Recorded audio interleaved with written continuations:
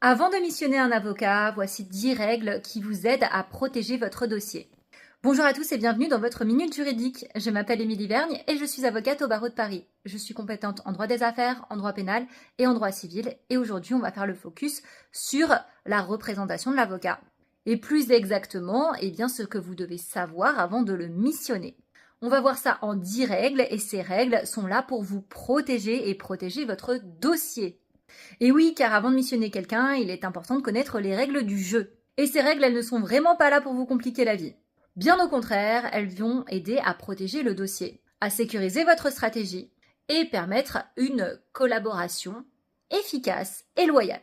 Je vais vous les présenter telles que je les applique dans mon cabinet, mais sachez bien qu'elles ne sont pas personnelles. Et oui, parce qu'elles s'appliquent à tous les avocats en France. Et elles découlent directement de la loi, mais également du règlement intérieur des avocats. Ce sont tout simplement des concepts, des principes déontologiques qui encadrent notre profession. Alors, voici les 10 règles essentielles à savoir. Et surtout que n'importe quel client devrait connaître avant de missionner son avocat. Première chose à savoir, c'est que votre avocat, c'est votre allié, ce n'est pas votre exécutant. Mon rôle n'est pas limité à ce que vous me demandez. Ma mission, telle que définie par la loi et la déontologie, c'est de vous conseiller, mais également de vous déconseiller quand la démarche est risquée, abusive ou contraire à vos intérêts. Je suis là pour vous défendre, pour élaborer votre stratégie, préparer votre dossier et vous représenter devant les juridictions, les administrations, des parties adverses dans le cadre de négociation de contrat ou de médiation. Bien entendu, l'objectif c'est qu'on se mette d'accord sur, on va dire, l'ampleur, l'étendue de ma mission. En gros, qu'est-ce que vous me demandez de faire exactement pour vous, dans le respect des principes que je viens d'énoncer. Ces missions, je les exerce avec indépendance, loyauté, dignité, humanité et conscience, comme l'exige le règlement intérieur national. Et je suis tenue par une obligation de moyens, et non par une obligation de résultat. Ça veut dire que je mets tout en œuvre pour défendre vos droits, mais qu'aucun avocat ne peut garantir l'issue d'un procès. Alors bien sûr, là on est dans le cadre de la représentation devant la justice. Pourquoi ? Parce qu'il y a un aléa judiciaire. Et si je vous précise ça, c'est parce qu'il y a une erreur qui est très fréquente, c'est croire que votre avocat est un employé, et que c'est un simple exécutant. Vous lui dites quoi faire, et il le fait. Point barre. Mais il n'est pas missionné pour suivre vos ordres. Il est missionné pour mobiliser son expertise juridique au service d'une situation donnée que vous lui confiez. Deuxième règle qui découle de la première, ça veut dire que la direction du dossier lui appartient.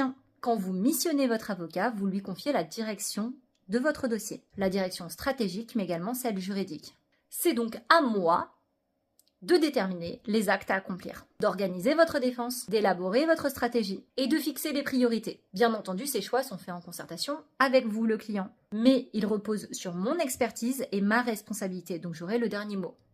D'où l'importance d'être bien au courant de la stratégie de votre avocat, de sa stratégie juridique comme la stratégie intellectuelle, pour éviter les accrochages. Car comme je vous le disais, ce n'est pas juste moi qui fonctionne comme ça, normalement ce sont tous les avocats en France. Vous n'avez pas le droit de lui imposer de faire des actes contraires à la loi, à la déontologie, ni à la stratégie qui a été définie, car il engage sa responsabilité civile comme déontologique, c'est-à-dire disciplinaire, et ce, à chaque décision prise. Du coup, s'il y a un désaccord stratégique profond qui surgit, il est préférable d'en discuter de manière très claire et ouverte, et même de changer d'avocat dans le respect des conditions qui ont été prévues. L'erreur fréquente, c'est rédiger soi-même des courriers alors qu'un avocat est déjà missionné ou contacter directement les acteurs du dossier. Cela compromet la stratégie, peut nuire à votre cause, bref, vous êtes préjudiciable. Troisième règle, du coup, c'est la confiance mutuelle. Ça, c'est la base de tout. C'est tout simplement le socle de la relation entre l'avocat et son client.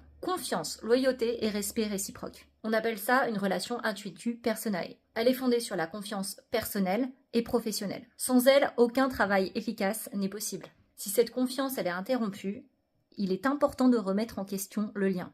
Et soit de réévaluer, soit d'interrompre la collaboration. L'erreur fréquente, par exemple, ça va être de taire des informations importantes, par peur qu'elles ne se retournent contre vous. En réalité, c'est exactement ça qui affaiblit votre dossier.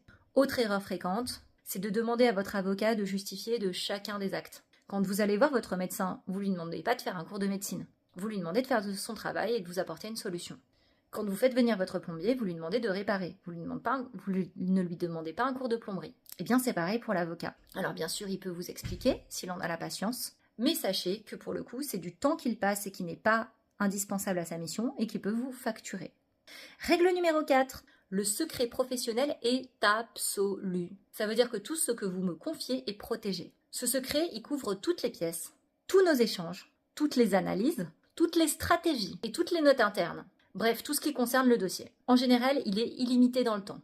Et sa violation est pénalement sanctionnée. Sachez également que les correspondances entre avocats sont confidentielles. Du coup, ça veut dire qu'elles ne peuvent pas vous être transmises, à moins qu'elles n'aient un caractère officiel, et ça c'est une exception à la règle de confidentialité bien entendu. Parmi les erreurs fréquentes, transférer un mail confidentiel de votre avocat à un tiers ou partager une note juridique ou une stratégie à un tiers, c'est une violation du secret professionnel et ça peut vous coûter cher parce que ça peut fragiliser votre dossier. Mais comme je vous le disais aussi, c'est une violation du code pénal. Autre erreur fréquente, vous voulez passer par-dessus votre avocat qui vous a transmis une information dans le cadre d'une négociation, c'est-à-dire c'est confidentiel. Vous voulez en avoir la preuve, c'est-à-dire en garder une trace, et du coup, vous contactez directement l'avocat de la partie adverse en mettant votre avocat en copie. Tout ça pour l'obliger à sortir de la confidentialité des échanges entre avocats. Eh bien, ça ne marche pas. Règle numéro 5. Vous êtes un acteur clé de votre défense. Votre implication est déterminante pour la réussite de votre dossier. Vous avez donc un rôle à jouer et vous devez donc fournir toutes les pièces utiles. Et je parle même de celles qui vous sont défavorables. C'est inutile de les cacher, on l'a vu tout à l'heure. Les transmettre de préférence dans un envoi groupé. Scanner proprement, classer plutôt et numéroter. Parce que votre avocat n'est pas votre secrétaire. Et également parce que si vous envoyez des documents dans plein de mails différents, c'est la meilleure manière d'éparpiller les informations et d'en manquer quelques-unes. Vous devez également respecter les délais qui ont été fixés aussi bien par le juge que par votre avocat, parce que vous n'êtes pas le seul dossier et qu'il a une organisation de cabinet. Du coup, pour faire correctement son travail et garantir le bon suivi de votre dossier, c'est indispensable.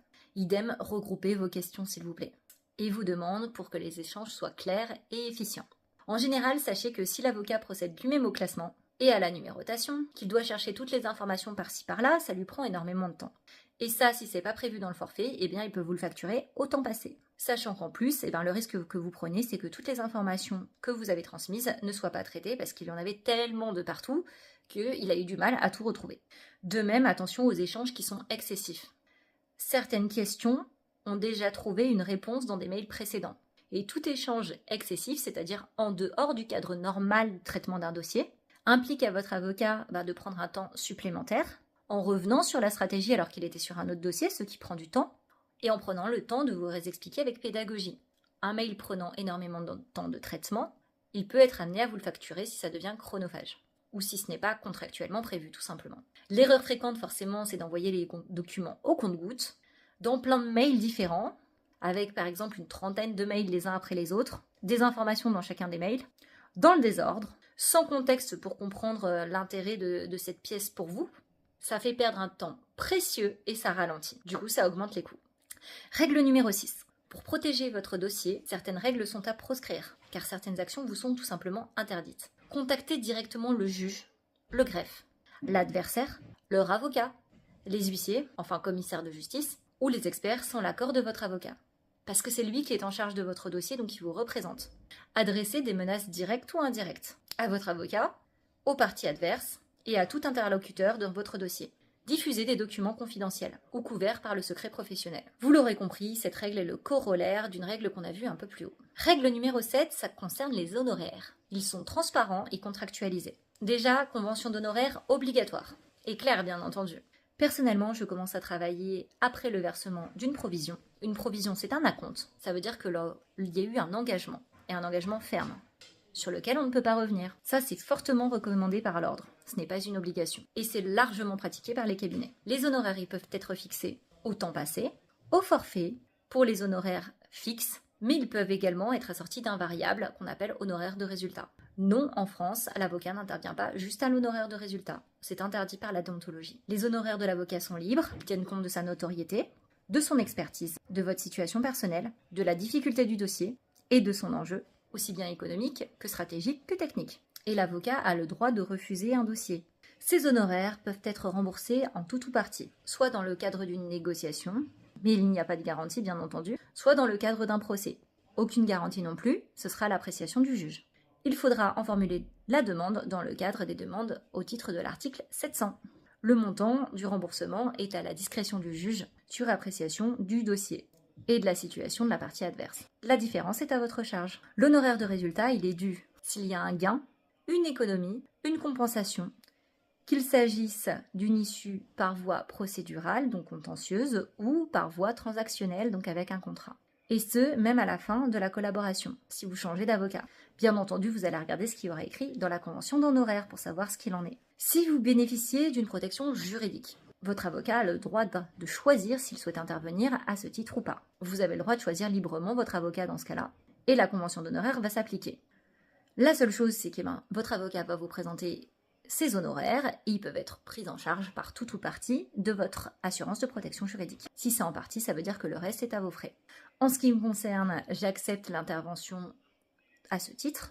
En général, il y a un reste à charge et je ne fais que des forfaits, ou plutôt, et je propose des forfaits uniquement après avoir fait un devis et donc une consultation préalable. Ça me permet d'évaluer la situation et du coup de vous proposer un tarif adapté. Ça me permet également de vérifier ma compétence et d'assumer en tout cas que nous avons une stratégie concordante comme nous l'avons vu tout à l'heure. Règle numéro 8. Une consultation réglée à date fixe, elle vous engage. Et ça c'est valable que ce soit en présentiel ou que ce soit par internet, etc. Ça veut dire que même si vous êtes absent, cette consultation, elle est due. Pourquoi ? Parce qu'elle bloque tout simplement un créneau fixe dans l'agenda, un créneau qui n'était pas disponible pour un autre client.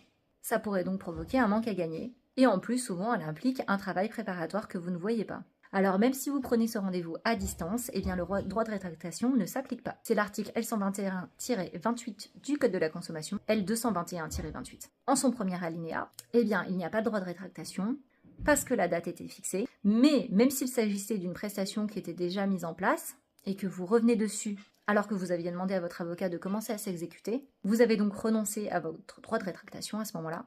Et donc, du coup, la somme est due. Contre-prestation, donc contre-diligence, bien entendu. Bien entendu, il y a quand même une place à une conciliation. Il est toujours possible de reporter une consultation si ça a été prévenu à l'avance suffisamment tôt, mais elle ne sera pas remboursée. C'est pas un dû, c'est pas une obligation pour l'avocat de faire ça. C'est vraiment pour vous être agréable et c'est ce qu'on appelle un geste commercial, même si c'est pas une profession commerciale en soi.